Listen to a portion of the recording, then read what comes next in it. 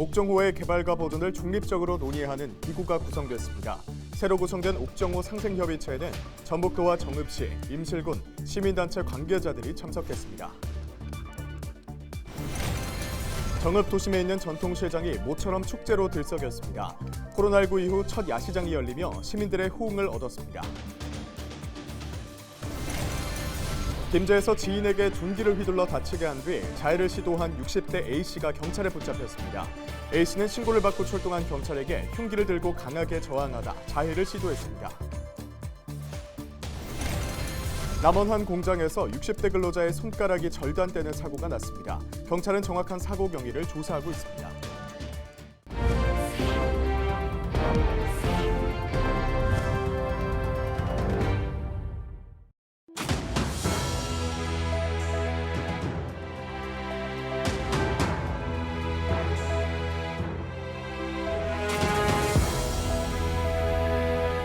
여러분 안녕하십니까? 헬로티비 전북뉴스입니다. 민주노총 공공운수 노조 화물연대 전북본부는 오는 24일 군산항 오부대 앞에서 총파업 출정식을 한다고 22일 밝혔습니다. 출정식에는 화물연대 전북본부 조합원 2천여 명 가운데 1,000여 명이 참석할 것으로 예고됐습니다. 조합원들은 안전운임제에 적용된 일몰제 폐지 등을 요구하는 것으로 알려졌습니다. 전북도는 파업 참가 규모를 파악하는 한편 국토교통부 대응 매뉴얼에 따라 물류 수송에 차질이 없도록 대책을 마련하겠다고 전했습니다. 김제시가 페이퍼 컴퍼니, 즉 서류상 회사로 의심되는 업체와 수의 계약을 체결했다는 의혹이 제기됐습니다. 김승일 김제시 의원은 지난 21일 열린 행정사무감사에서 페이퍼 컴퍼니로 의심되는 일부 업체가 김제시와 수의로 계약한 경우가 있고 담합 의혹까지 있다고 주장했습니다. 그러면서 계약 사항을 전수 재검토해야 하고 재발 방지를 위한 현지 확인과 철저한 지도 감독이 필요하다고 지적했습니다. 이정자 의원도 최근 지역 내 주소지를 둔 건설업체가 급증했는데 현지 실사가 필요하다고 밝혔습니다. 이어 지난 지방선거 기간 일부 업체 계약이 중복되는 경우를 확인할 수 있었다며 공무원이 선거에 휘둘리지 않고 공정한 계약이 체결될 수 있도록 중심을 잡아달라고 말했습니다. 이에 대해 김제시는 관련 업체에 대한 전수조사를 검토 중이라고 밝혔습니다. 전북도가 정읍시와 임실군에 걸쳐 있는 광역 상수원인 옥정호 개발과 보전을 위해 공론화 절차에 들어갔습니다. 전북도는 22일 전문가와 시민단체, 관련 기관 등 14명으로 구성된 상생협의체를 꾸리고 첫 회의를 열었습니다. 이날 협의체 위원장으로 선출된 신기현 전북대학교 명예교수는 과거 전북도와 관련 시군이 맺은 상생협력선언서, 또 옥정호 수면이용 수변개발 합의상을 지키는 것이 기본 원칙이라고 강조했습니다. 전북도는 정읍시와 시민단체가 제안한 안건 가운데 녹조 모니터링 지점 확대와 고도 정수 처리 시설 설치는 환경부에 건의하기로 했습니다. 옥정호가 더 이상 문제가 안 나오도록 이번에 한 2년 잡고 이렇게 논의를 해서 깨끗한 물을 마실 수 있도록, 또 녹조 발생 원인 조사 용역 추진 등은 다음 회의 때 세부적으로 논의하기로 했습니다. 정읍 도심에 있는 전통시장이 모처럼 들썩였습니다.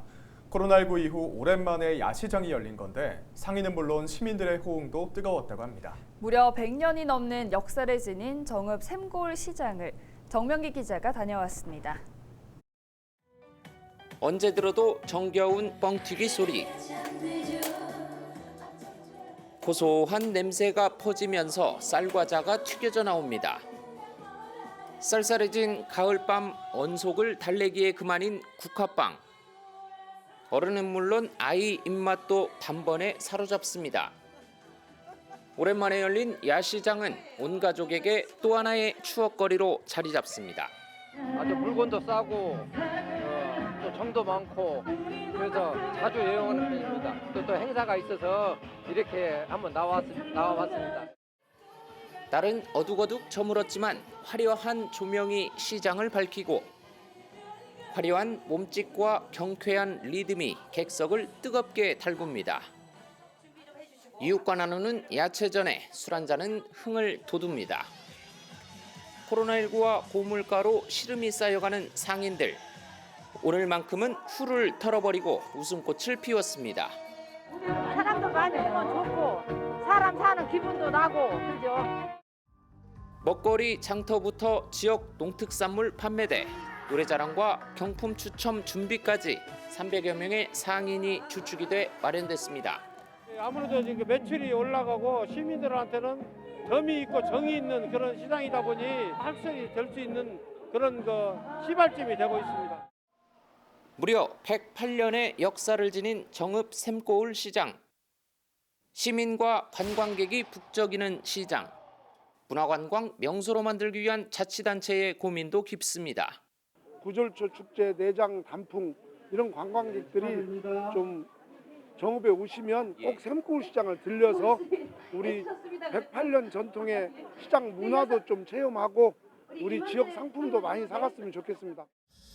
시장 상권도 살리고 아름다운 밤의 추억도 쌓는 야시장이 실제 전통시장에 활력을 불어넣는 마중물이 되길 기대해 봅니다. 헬로티비 뉴스 정명규입니다. 김제에서 지인에게 둔기를 휘둘러 다치게 한 뒤 자해를 시도한 60대가 경찰에 붙잡혔습니다.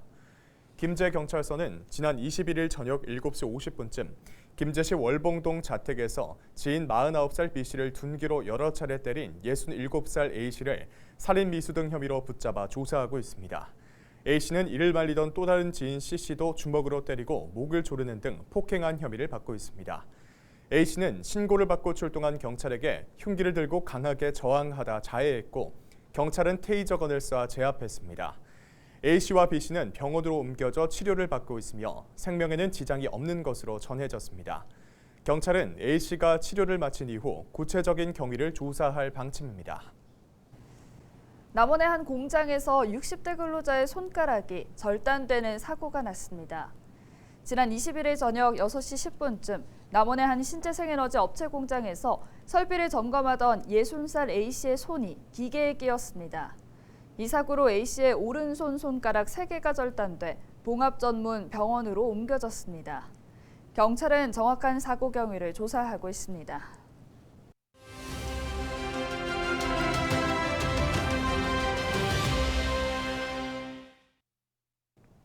주택 임대 기간이 끝나 집을 나가려는데 전세금을 돌려받지 못한다면 어떻게 될까요? 주택도시보증공사에 따르면 실제 지난 10월 주택 전세 기간이 만료됐는데도 전세금을 돌려받지 못한 사례만 501건인 것으로 조사됐습니다. 이럴 경우 보증공사에서 집주인을 대신해 임차인에게 전세금을 우선 지급하는데 10월에만 그 금액이 1,087억 원에 이릅니다. 올해 1월부터 10월까지 대위 변제액 합계는 6,379억 원에 이릅니다. 부동산 가격 하락으로 전세 사기와 깡통 전세가 늘어난 것으로 풀이되는데요. 이에 따라 정부는 전세자 보호를 위한 주택 임대차 표준 계약서를 개정했습니다. 먼저 임대차 계약일로부터 전입 신고를 한 다음 날까지 집주인은 저당권 등 담보권을 설정할 수 없다는 조항이 추가됐습니다. 위반 시 임차인에게 계약 해지권과 손해배상 청구권이 인정되는데요. 또 전세 계약 전 자신보다 먼저 보증금을 받게 될 선순위 임차인 정보와 임대인의 체납도 확인할 수 있게 됐습니다. 특히 임대인의 정보 제공이 의무화돼 정당한 사유가 없다면 납세 증명서까지 제시해야 합니다. 개정된 주택임대차 표준계약서는 법무부 홈페이지에 공시됐습니다. 지금까지 데일리 브리핑이었습니다.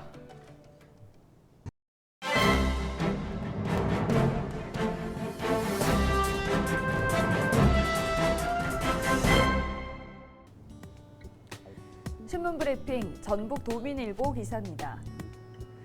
전북개발공사 사장 임명에서 비롯된 전북도와 전북도의회의 갈등 국면이 김관영 도지사의 유감 표명과 인사청문회 개선 약속으로 새로운 국면에 맞았다는 내용인데요.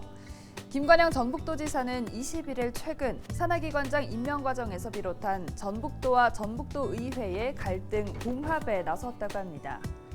이날 김 지사는 제396회 정례회 개회에 앞서 전북도의회 의장 및 상임위원장단과 간담회를 가졌으며 도정 운영 방향 및 예산안 제안 설명을 위해 본회의 단상에 올라서도 최근 갈등 국면과 관련해 발언을 이어갔다고 하는데요. 김 지사는 최근 산하기관장 임명 과정에서 도의회 등과 충분히 소통하지 못하고 그 과정에서 갈등을 불러온 것에 대해 깊은 유감을 표한다며 도의회 등과의 소통을 강화하고 청문회 운영 과정에서 나타난 여러 문제를 개선해 나가겠다고 약속했다고 합니다. 그간 도의회 등으로부터 제기됐던 정무라인 소통 부재와 관련해서도 지적사안을 반영해 개선점을 찾아나가겠다는 입장으로 다양한 채널을 통해 대화하겠다, 채널이 막혀 소통 못한다는 의견이 없도록 하겠다는 것이 김 지사의 발언이라고 신문을 전했습니다. 지금까지 신문 브리핑이었습니다.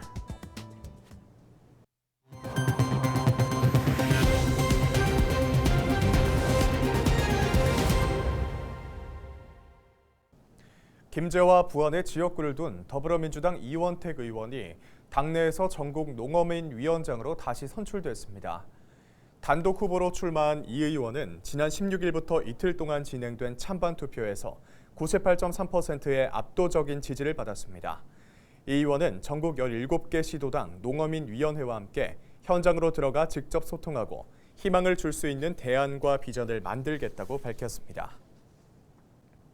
김제사랑장학재단이 내년 지평선악당 방과후 교육 상반기 수강생을 선발합니다. 선발 인원은 중학교 2학년부터 고등학교 3학년까지 모두 182명으로 이번 달 28일부터 다음 달 2일까지 원서 접수가 진행됩니다. 신청 자격은 지역 내 중고등학교 재학생과 학교 밖 청소년으로 중학교 3학년의 경우 관내 고등학교 진학 예정자가 해당됩니다. 이상으로 뉴스를 마칩니다. 함께해 주신 여러분 고맙습니다.